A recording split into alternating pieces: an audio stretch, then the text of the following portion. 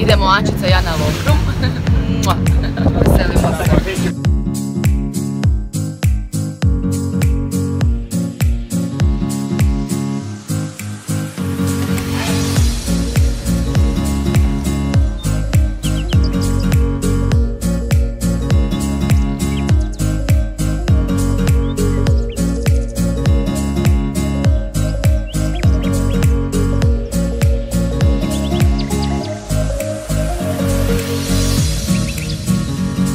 Ako Lokrum odlučite posjetiti na ovako jedan oblačan dan, kad baš kupanje nije prvi izbor, možete puno toga raditi. Ovdje imate sadržaja za biti ovdje cijeli dan od jutra.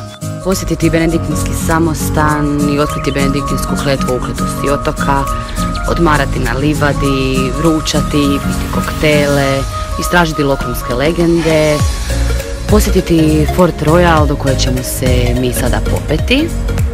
Ili jednostavno sjediti i gledati u more i slušati ove zvukove.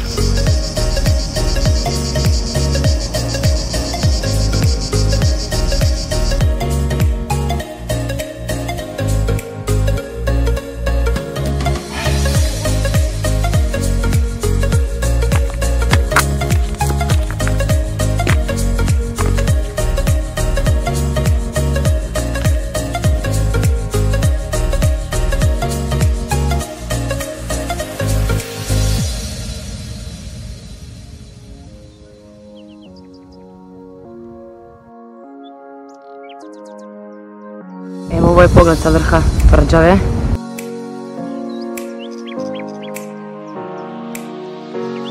A najljepše od svega na Lokrumu je ovaj tu prizor, druženje sa zečićima i paunovima. Zašto doći na Lokrum? Da odmorite duh i tijelo.